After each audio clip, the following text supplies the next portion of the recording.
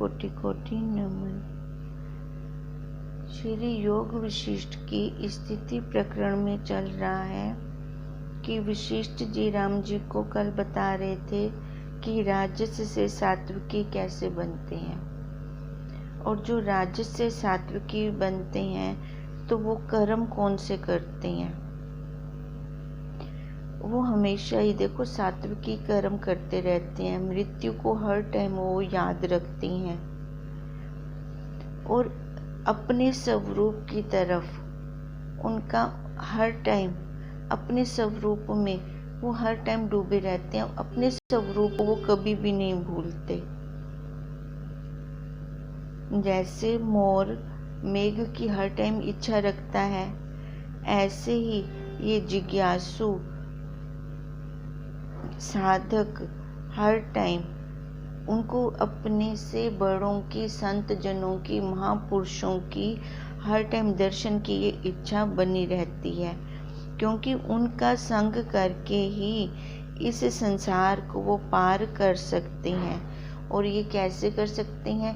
भली प्रकार विचार करने से, क्योंकि ये संसारिक देह कैसे है, रुधिर मांस मज्जा आदि से ये इसकी बनी हुई है। और जितने भी भूत जात हैं वे सब चेतन रूपी धागे में मोती पिरोए हुए हैं। उन भूतों को त्याग करके चिन्ह मात्र तत्व को देखें। अब जितने भी ये शरीर हैं, जितने आकार हैं चारों खानियों में, देखो खाली मनुष्य ही ये, क्योंकि मनुष्य के पास बुद्धि है, वही विचार कर सकता है। अब वो यही विचार करे कि जितने भी ये चार खानियां हैं ये क्या है, अलग अलग मोती, और कौन सा धागा है, चेतन रूपी धागा। चेतन रूपी धागे में ये पिरोए हुए हैं। उन भूतों को त्याग करके खाली उस धागे को ही देखें, चिन्ह मात्र तत्व को देखें, आकारों को छोड़कर उन खाली वो जो इसके आकार जिसके सहारे से खड़े हैं खाली उनको देखें। चेतन सत्ता सत्य, नित्य और विस्तृत रूप है, और शुद्ध सर्वगत और सर्वभाव उसमें है। वह त्रिलोकी का भूषण आश्रयभूत है, यही सब का भूषण है। वो एक सत्ता जिसके सहारे से ये सारी सृष्टि खड़ी है। जो चेतन आकाश सूर्य में है, वही चेतन पृथ्वी के छिद्र में कीट भी है। जैसे घटाकाश और महाकाश में भेद कुछ भी नहीं है, तैसे शरीर और चेतन में भेद नहीं। देखो वही चेतन जिसने पूरे को सत्ता दे रखी है, पूरे संसार को, पूरी सृष्टि को सत्ता दे रखी है, वही चेतन एक पृथ्वी में जो छोटा सा छिद्र हुआ है और उसमें एक छोटा सा कीट बैठा है, उसका भी वही चेतन आश्रयभूत है। अब इसका उदाहरण दे रहे हैं, जैसे घड़े का आकाश और महाआकाश। उपाधि है तो दीवारों की, अंतर है तो उपाधि से। ये दोनों में अंतर कैसे आया? अब मटका तोड़ दो तो हमने वो घड़े के आकाश को बाहर निकाल के फेंका, खाली उपाधि आ गई थी, बीच में दीवार आ गई थी, तभी हमने दो कर दिए, घटाकाश कर दिया, एक महाकाश कर दिया। ऐसी ये शरीर रूपी चमड़े की उपाधि आ गई है, तभी हमने ये दो कर दिए। अगर ये उपाधि, तभी देखो जब किसी को मुर्दे को लेकर जाते हैं तो मटका भी साथ में लेके जाते हैं। पहले मटका तोड़ते हैं उसको जलाने से पहले, कि उस जीव को समझ में आ जाए कि अब ये तेरा शरीर रूपी मटका टूट चुका है, तो अब अपने आगे की यात्रा कर, इधर मत घूम, क्योंकि उसको ये परिवार अपना सच्चा लग रहा होता है। जो वो संबंधी ऊपर से देख रहा होता है, रो रहे हैं, उसको वो सच्चे लग रहे होते हैं। पर यहाँ पे हम आते हैं देखो मरने के बाद ये सोची आए तब नहीं आ सकती। जागृत में हम अपनी ऐसी अवस्था बना लें, अभी इसी काल में हम अपनी ऐसी अवस्था बना लें कि जिस परिवार में मैं हूँ, खाली कर्मों का लेन देन वहाँ मैं पूरा कर रही हूँ, वहाँ भुगतान हो रहा है हमारा। पर हम क्या करते हैं, कर्मों का लेन देन पूरा नहीं करते, हम और अपनी सीढ़ी भी तैयार करते हैं। फिर जो हम और लिखते जा रहे हैं और कर्म बनाते जा रहे हैं, उसके लिए फिर आगे की प्रारब्ध फिर लेनी पड़ेगी। फिर वही शरीर हमें आगे का फिर और चाहिए। जैसे घटाकाश और महाकाश में भेद कुछ नहीं, तैसे शरीर और चेतन में भेद कुछ नहीं। जैसे सब मिर्चों में तीक्ष्णता एक ही है, तैसे ही सर्वभूतों में चेतनता एक ही अनुस्यूत है। अनुभव से जानता है, ये खाली अनुभव से जाना जाएगा। मिर्च को जहाँ मर्जी जिस वस्तु के साथ मिला दो, उसने उस वस्तु को तीखा कर देना है, उसने अपना स्वभाव नहीं छोड़ना। ऐसे उस साक्षी ने भी अपना स्वभाव नहीं छोड़ना। उसका काम है सबको सत्ता देना, और वो सबको ही सत्ता दे रही है। ये खाली अनुभव कर सकते हैं हम। कीड़े में कौन है, हाथी में कौन है? बाहर जिधर भी दृष्टि जाती है, जिस पदार्थ में भी जाती है, चाहे वो जड़ है चाहे चेतन है, सबके अंदर वो अनुस्यूत है। उस एक चिन्ह मात्र में भिन्नता कहाँ से हो गई? एक सत्य सत्ता जो निरंतर चिन्ह मात्र वस्तु रूप है, उसमें जन्म मरण आदि अज्ञान से हम भास रहे हैं खाली बस। अगर उसमें जन्म मरण होता तो वो आने जाने वाली होती, पर वो आने जाने वाली तो नहीं है। वो तो निरंतर बह रही है, बह रही है, बह रही है। कभी वो रुकी? अपना ही उदाहरण ले लो, अपने शरीर में ही देख लो। आज तक वो चिन्ह मात्र सत्ता जो इसको आधार रूप है, इसका आधार रूप है, इसका आश्रय रूप है, तो वो आज तक सोया? कभी भी नहीं सोया। यहाँ तक कि सुषुप्ति, घोर सुषुप्ति में भी उसने हमारा साथ नहीं छोड़ा। वास्तव में ना कोई उपजा है ना मरता है।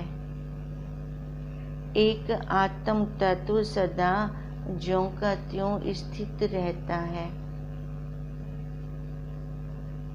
उसमें अगर जन्म मरण होता तो वो परिचिन हो जाती, पर उसमें तो जन्म मरण ही नहीं है। वो एक रस है। जैसे सदियों पुरानी थी वैसे आज भी है, तभी इस ज्ञान को सनातन कहा जाता है। और उसमें जगत विकार आभास मात्र है, ना सत्य है ना असत्य है। चित्त के फूटने से भासता है, खाली ये फूटने हैं हमारे।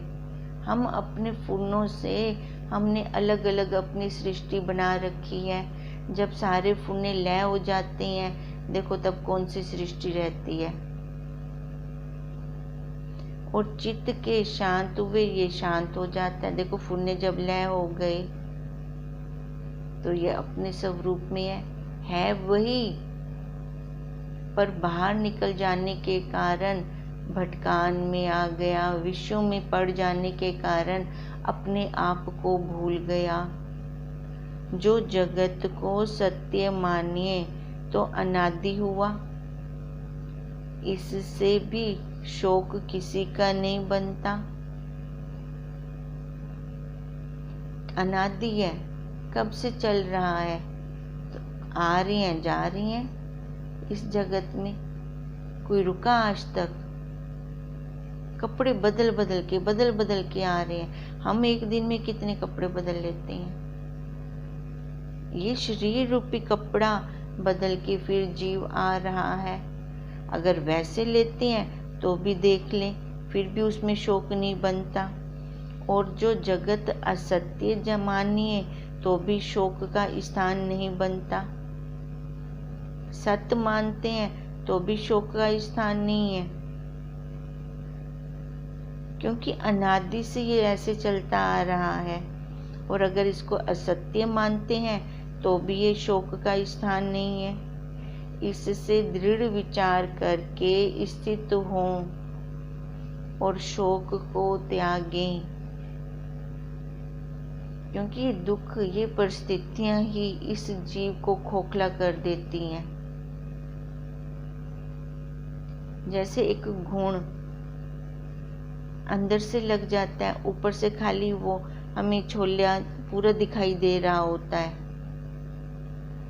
पर हाथ लगाओ तो पिचक जाता है। ऐसे ये दुख रूपी, टेंशन रूपी घूण जब जीव को लग जाता है, शरीर से तो दिख रहा है पर अंदर से खोखला हो जाता है। जबकि इसी साधन से, इसी शरीर से ये अपने स्वरूप को भी पा सकता है। ये खुद ब्रह्म होते हुए एक कीड़े की उपाधि में आ गया, तो मनुष्य जन्म लेने का क्या बेनिफिट लिया हमने? मनुष्य शरीर का हमने क्या उपयोग किया, सदुपयोग किया? उपभोग तो हम विषयों में कर रहे हैं और विषय भी हमारा ही उपभोग कर रही हैं, हम उनका नहीं कर पा रहे, क्योंकि अपनी समझ नहीं है। जब तक अपनी समझ नहीं आती तब तक हम अपने ही स्वरूप से, अपने ही आपे से, जो हमारे पास है, उससे हम बहुत दूर हैं। तुमको ना जन्म है और ना मरण है। विचार करो, विचार करें। वशिष्ठ जी भी राम जी को बार बार यही कह रही हैं, तेरे अंदर शोक बनता नहीं है, चाहे तू इसको सत्य ले तो भी शोक नहीं बनता, क्योंकि अनादि से ये चलता आ रहा है संसार जगत ऐसे का ऐसे ही। अगर तू इसको असत्य लेता है फिर तो बिल्कुल ही नहीं बनता शोक। पर ये समझ कैसे आएगी? विचार से। विचार कर, ना जन्म है ना मरण है, आकाशवत निर्मल सम शांत रूप हो जाओ। बस विचार करके देख, छोड़ते जाओ, छोड़ते जाओ, छोड़ते जाओ। ये भी मैं नहीं हूँ, ये भी मैं नहीं हूँ, ये भी मैं नहीं हूँ। नेति नेति, वेदों के नेति का शेष वस्तु की उपलब्धि सो। जब तक देखो, वेदों ने भी नेति नेति कर दिया, वो इतना भी नहीं है, वो इतना भी नहीं है, कोई उसके लिए पैमाना बना ही नहीं है आज तक जो हम बताएं कि वो कितना है। ये वेदों की नीति करके फिर जो वस्तु मिलती है वही शेष होती है, और वो मेरा अपना स्वरूप है, मेरा अपना आपा है। इति श्री योग विशिष्ट स्थिति प्रकरणे मोक्ष विचार नाम 60 सर्गा समाप्त। वशिष्ठ जी बोले, हे राम जी, जो धैर्यवान पुरुष बुद्धिमान है वे सत्य शास्त्र को विचारें, संत जनों का संग करके उनका आचार ग्रहण करें, और जो दुख की नाश करता श्रेष्ठ ज्ञान दृष्टि है उसको यत्न करके अंगीकार करें। कृष्ण जी ने भी गीता में बुद्धि को श्रेष्ठ बोला है। अब वशिष्ठ जी भी कह रही हैं कि राम जी को जो धैर्यवान हैं और बुद्धिमान हैं वे सत्य शास्त्र को विचारें, संत जनों का संग करके उनका आचरण भी देखें। वो उन संत जनों को देखें। अगर कॉपी भी हमें किसी की करनी है ना, तो अपने से महापुरुषों की, अपने गुरुदेव की, कि वो भी तो इसी 5 भूतों के शरीर में आकर उन्होंने अपने स्वरूप को पाया है। तो हम भी पा सकते हैं अपने स्वरूप को। जब वो पुरुषार्थ कर सकते हैं तो हम भी पुरुषार्थ कर सकते हैं, क्योंकि परमात्मा ने ये शरीर रूपी सामग्री तो सेम दी है, वो भी अष्टधा प्रकृति से और ये भी अष्टधा प्रकृति से। फिर डिफरेंस कहाँ पे आ गया कि हमारे गुरुदेव शांत स्वरूप है, जहाँ मर्जी रख दो, और इधर ये थोड़ी सी परिस्थिति आती नहीं है तो टच होती है। ये अंतर खोजें। इसलिए वशिष्ठ जी भी कहते हैं कि संत जनों का संग करके फिर विचार करें, उनका आचरण ग्रहण करें, क्योंकि उनको देखें वो कैसे व्यवहार करें। अगर अपनी बुद्धि नहीं विचार करने लायक तो उनका आचरण देखें, उनकी दिनचर्या देखें कि वो क्या करते हैं। और जो दुख की नाश करता श्रेष्ठ ज्ञान दृष्टि है उसको अंगीकार करें, भले उसके लिए यत्न ही क्यों ना उठाना पड़े।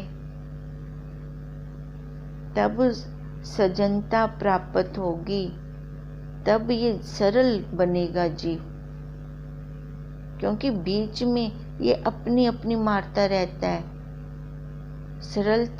सरल होना ही सबसे मुश्किल बात है।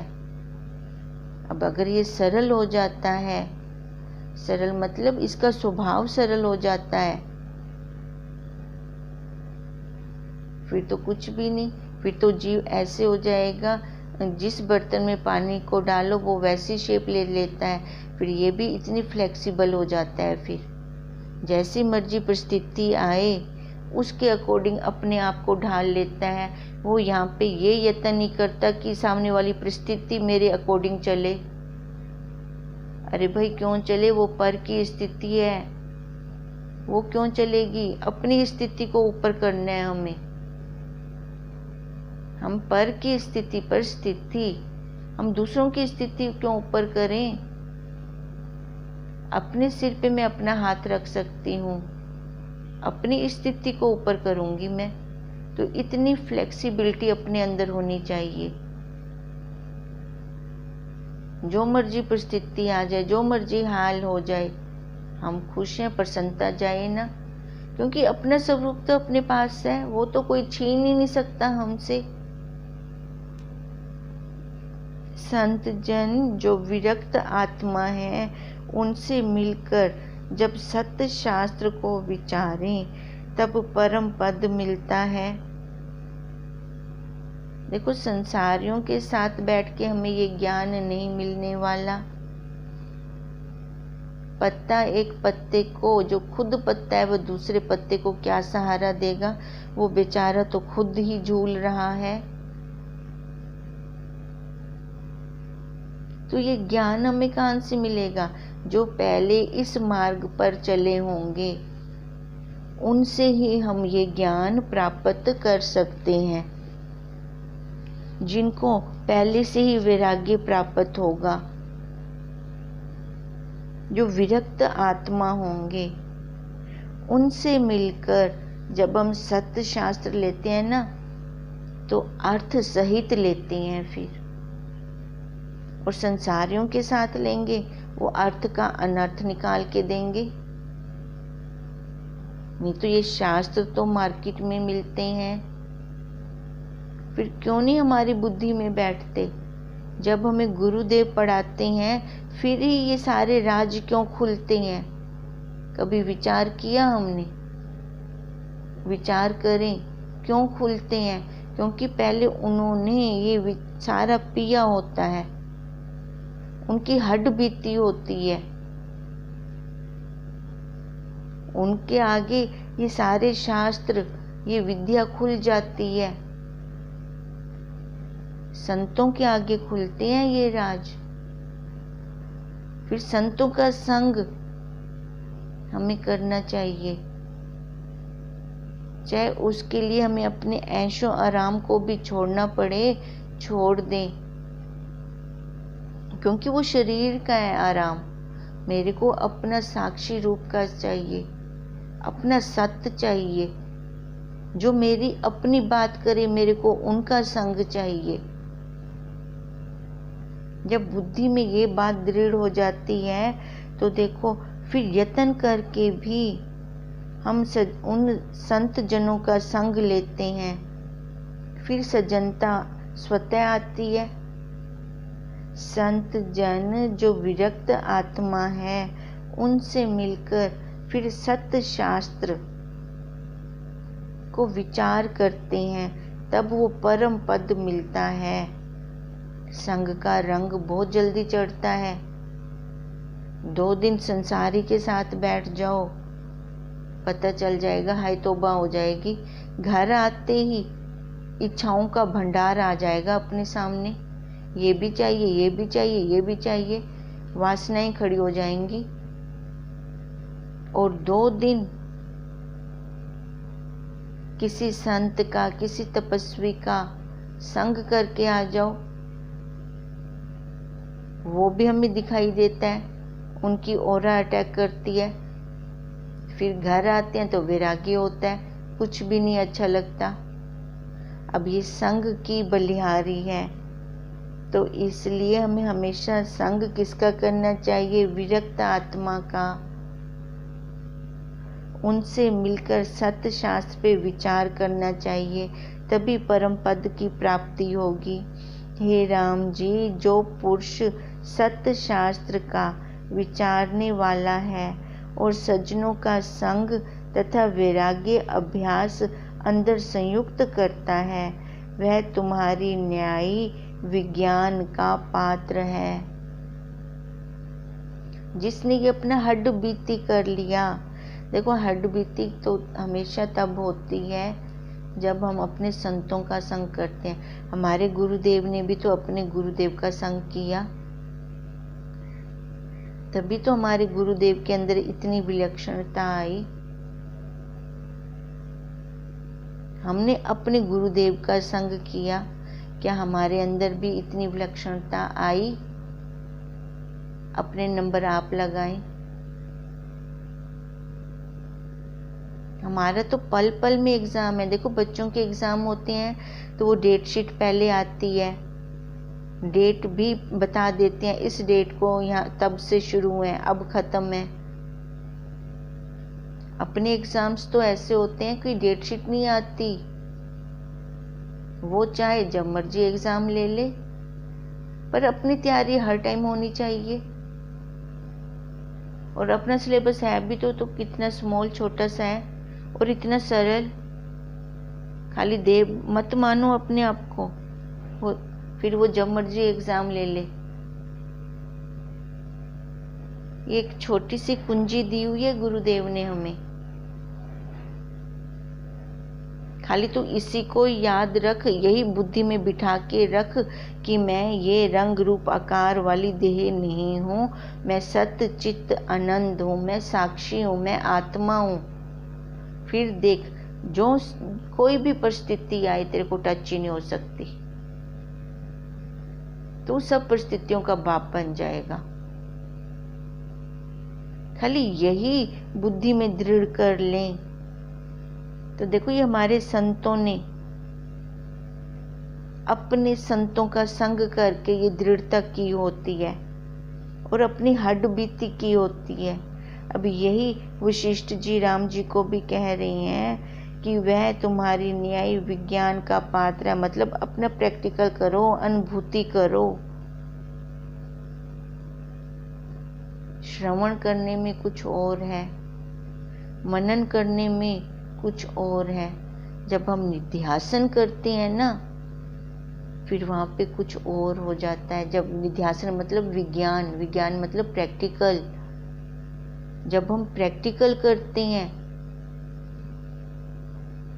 युक्तियाँ लेते हैं हम अपने गुरुदेव से और उसका प्रैक्टिकल करते हैं इस आकार में, फिर लगता है अच्छा ये इवें है, फिर जाके वो असली समझ आती है।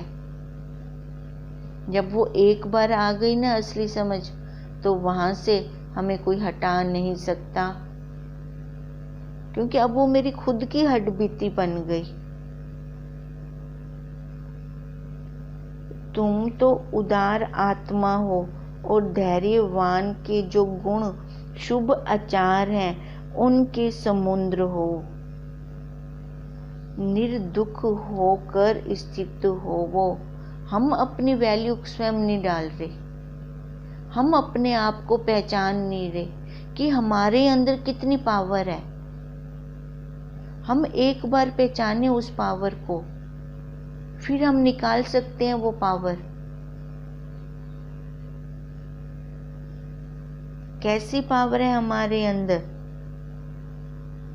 हम निर्दुख हैं। निर्दुख होते हुए फिर ये परिस्थितियां, दुख, क्लेश क्यों लग रही हैं? उस साक्षी में कुछ भी नहीं है। अगर आकार पे बैठते हैं, शरीर पे बैठते हैं, जो गंदगी का घर है, तो देखो वहीं पे दुख लगता है। वहीं पर ही सारा टच होता है, बाहर संसार वाला कचरा। अगर यहाँ से हट जाए, हर कदम पे दो ऑप्शन है, चाहे स्वीकार करें चाहे ना करें। हर कदम पे हमारे पास दो ऑप्शन है, तो वहां पे दुख का तो कोई कारण ही नहीं है। हमारे हाथ की बात है। मैं चाहूँ तो इस संसार को एक्सेप्ट नहीं करती, स्वीकार नहीं करती, मैं छोड़ती हूँ। अब सामने से बोल के थोड़ी कहूँगी। अब संसार में क्या आता है, देखो बाहर वाले इतना दुखी नहीं करते, अपने आसपास वालों का ही दुख सबसे ज्यादा खतरनाक होता है। अब अपने आसपास देख लो, अपने आसपास क्या है। अगर उस घेरे में हमने अपने आप को बांध रखा है तो हम वहां से कभी भी नहीं निकल सकते, क्योंकि वहां पे माया का प्रभाव है। माया से ऊपर मायापति है। माया भी चाहती है कि उस मायापति के साथ मिलें। वो भी चाहती है कि मेरे बच्चे अपने बाप पे जाएं, मेरे पे ना जाएं। अगर उस पे जाते हैं माया पे तो उसको भी बहुत दुख होता है।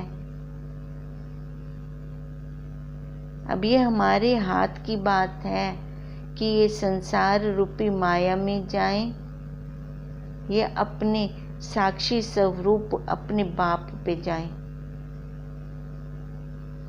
क्योंकि अगर अपने बाप जैसे बनते हैं तो वहाँ पे दुख नहीं है, लेश नहीं है, दुख का लेश भी नहीं है। और ये अगर संसार में जाते हैं तो वहाँ दुख क्लेश के अलावा और कुछ मिलना ही नहीं है। कितना डिफरेंस है दोनों में। ये कैसे जाएगा जब विचार करेंगे।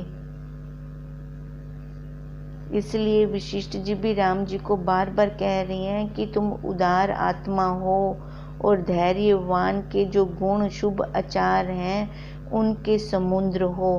निर्दुख होकर स्थित हो वो। अपना मूल पहचान। हे बंदे तू अपना मूल पहचान।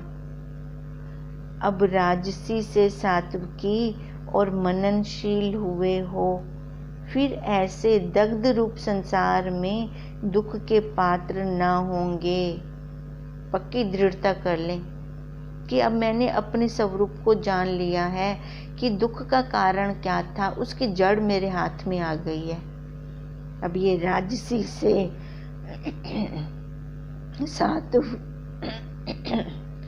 राजसी से सात्विकी हुए हैं। अब वो मनन करें बार बार। जिसका हम मनन बार बार करते हैं वो संस्कार पक्के होते हैं हमारे अंदर, और वही संस्कार ही बाहर निकल के आते हैं फिर। अब इसलिए बार बार वशिष्ठ जी भी कह रहे हैं कि राजसी से सात्विकी और मननशील हुए हो, फिर ऐसे दग्ध रूप संसार में दुख का पात्र ना हो, क्योंकि संसार पूर्ण ही नहीं है। जो पूर्ण नहीं है, अधूरे में तो दुख होता है। पूर्ण तो खाली अपना स्वरूप है। पूर्णमिदे पूर्णमिदं पूर्णात् पूर्णमुदच्यते। देखो कैसे हम उसको लेते हैं। पूर्ण असाय पूर्ण मदाय पूर्ण मेवाय विशिष्यते। पूरा है तो बस एक वही है, उसी को लो, उसी को लो, उसी को लो। अधूरे को लेकर तो दुख होगा। तभी अगर हम पूरे को लेंगे तभी ये हमारा अंत जन्म है, तभी ये हमारा अंत जन्म होगा।